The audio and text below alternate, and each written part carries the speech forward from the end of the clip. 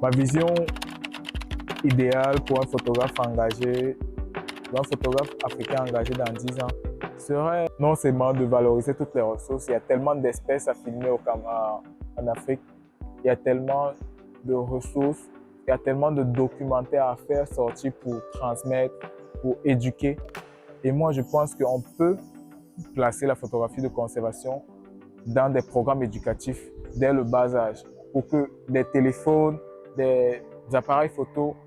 dès son contact, dès le premier contact avec les enfants, ça aide à préserver, à informer, à valoriser pour qu'on ne soit plus tellement décalé de l'utilité première de ces appareils-ci. Parce que l'utilité première de ces appareils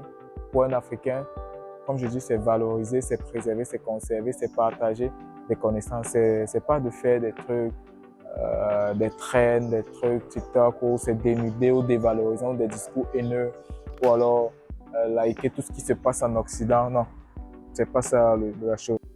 Comment est-ce que l'art peut servir à réconcilier la mémoire des peuples et la préservation de la nature? Déjà, comme je disais, c'est avec la photographie de conservation, avec des transmissions, avec la sensibilité que n'importe qui a, devant une image, devant un narratif, devant une photo, devant des histoires, devant des spectacles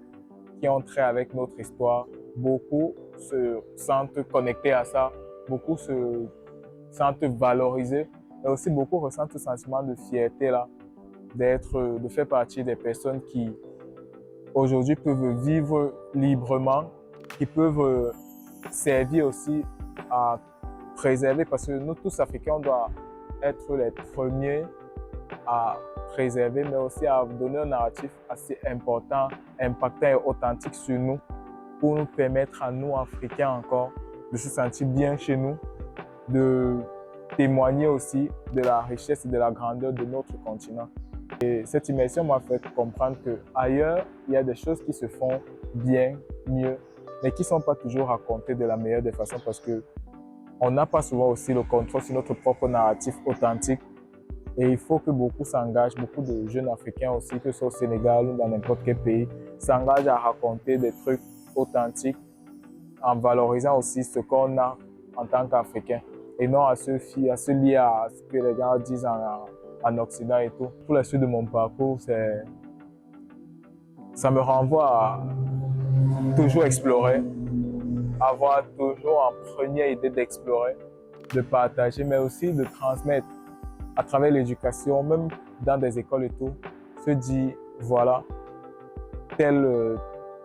pays, tel espace, tel peuple, telle culture, on n'est pas si différents vu qu'on est tous africains, mais aussi on peut collaborer, on peut se connecter, faire des grandes choses ensemble, valoriser et pourquoi pas devenir un seul. Pourquoi pas avoir les États-Unis d'Afrique, vous voyez. On peut s'unir comme ça et permettre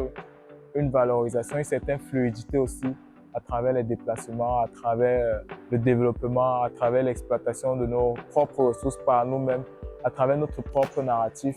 et aussi à travers l'histoire pour continuer dans notre grandeur et dans notre solidarité, dans notre partage.